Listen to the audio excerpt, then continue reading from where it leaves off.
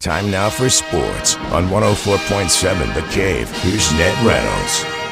Mike, the intern, Ned Reynolds, back to work. It's Monday, $20 million on the line. Who got the purse in South Carolina? For the second straight year, Matt Fitzpatrick is the winner, and this is a very interesting story. Fitzpatrick is British, of course, but he lives much of his existence in this country.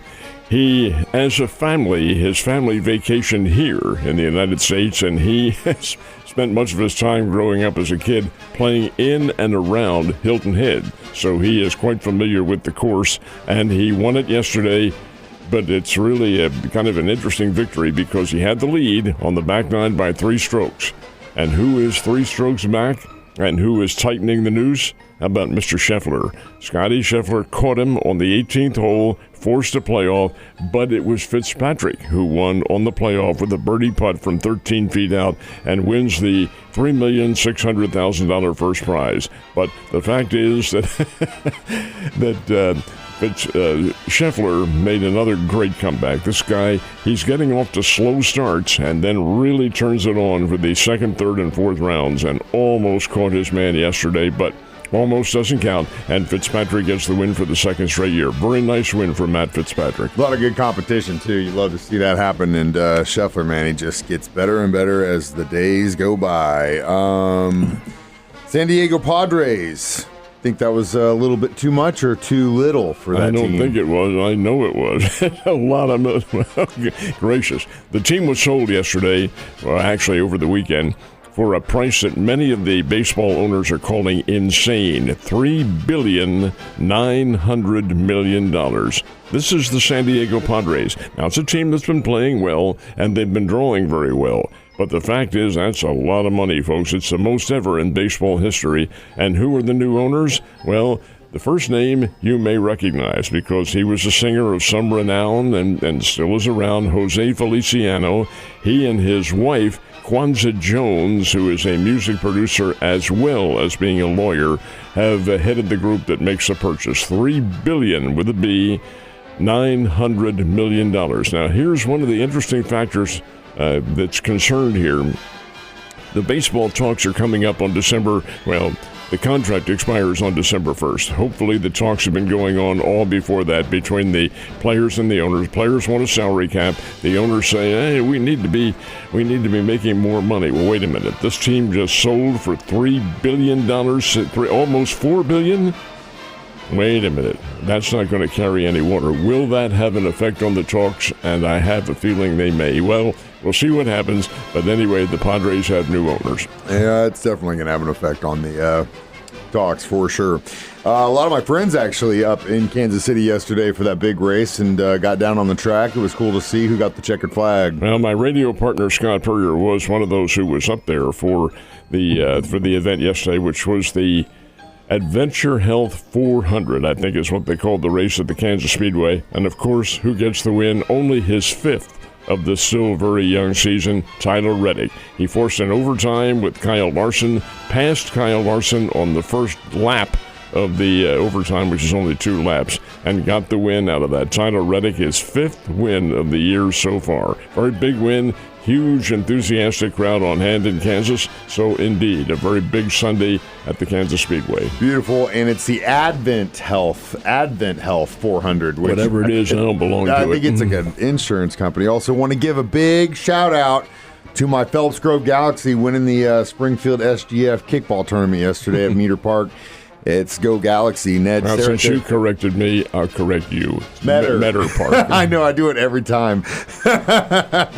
You've just been here longer than I have. Cardinals just seem to be doing everything right now, and that's good to see. What do you think? Well, they're playing loose and really without a care in the world. They're a very young team. Nothing was expected out of this team, so they have said amongst themselves, oh, let's just go out and play some baseball, which they are doing. It's not a team without talent. They've got some talent on there, but they're young. Their pitching staff is unproven, but they are coming off a sweep of the Houston Astros and their 5th straight victory. The Astros are a mess. They are not the Houston Astros of the past. They are really struggling. Yesterday, Houston does come back, ties the ball game at 4-4, and then in the 10th inning, the Cardinals load the bases, and here comes Mason Wynn, who is really an all-star on that ball club, slams a double into left center field. 3 runs come in, and the Cardinals win it by a score of 7-5 over Houston. St. Louis goes down to Miami to play the Miami Marlins. That's coming up here for the next 3 days.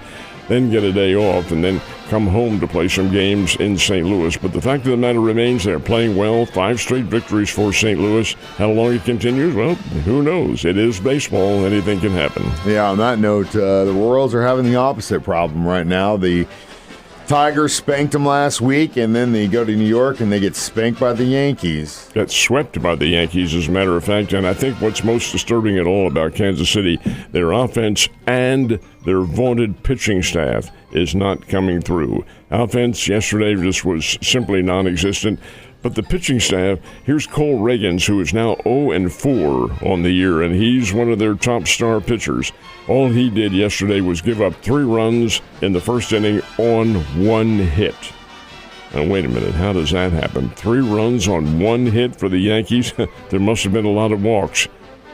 Absolutely, there were. Cole Reagans in 4 1/3 innings walked 8 batters. Something's wrong here, folks. 8 batters. And indeed, that 3 runs in the first, they parlayed that, they being the Yankees, into 3 runs in the 6th inning off the relief corps, win the game by a score of 7-0 over Kansas City. And the Royals just simply are not getting any offense at all, and their pitching is not coming through. Well, the fact of the matter remains that it's another loss. The Royals were swept, and they've got to start winning here before too much longer. Even though the season is young, you don't want to get too far behind. Now, the losing streak, the Springbirds. We'll talk a little bit about them, too, because the Springbirds played out in Wichita. And after breaking their losing streak on Thursday, they're back in another one now. 3 straight losses over the weekend at Wichita. That was 2 in the 8th inning that wins it yesterday, 3-1. This team is struggling after 4 straight wins to put things together. They just can't seem to do it. 5-10 on the season, and now come home for a series with the Midland Rockhounds coming up this week. We've got, I think in Kansas City, back to what you're talking about, the Royals, another problem is there just doesn't seem to be any life in that team right now, and I don't get it. There's got to be, someone's got to light that spark, or it's going to be a long year. As far as the Bears and Panthers, they get some wins this weekend? Well, yes, in almost every respect. The Bears took 2 out of 3 from Western Kentucky. Yeah, Western Kentucky's not a bad baseball team at all. The Bears had to come from behind to win 15-10 on Friday. That was Friday afternoon before the rains hit. And then on Saturday, game is tied 6-6, and they go into the 11th inning, and Logan Fife comes up and belts one, a 2-run walk-off home run to win 8-6. Yesterday, well, the luck ran out. Western Kentucky parlayed a big early lead into a 10-5 win over the Bears, and that kind of hurts a little bit. But by the same token, the Bears do take 2 out of 3 from the Hilltoppers out of Bowling Green, Kentucky. Okay, what's ahead this week? Well, the fact is that the Bears go on the road to Fayetteville tomorrow night to play Arkansas, return game with the Razorbacks, and then have 3 games, matter of fact, at Louisiana Tech in Ruston, Louisiana. Drury, 4-game sweep of Upper Iowa. Drury Panthers taking on, quite honestly, inferior competition and belted the Upper Iowa team in 4 straight. Drury's record is very, very good. They're playing some good baseball. Ned, have a good Monday, and I'll see you on Tuesday.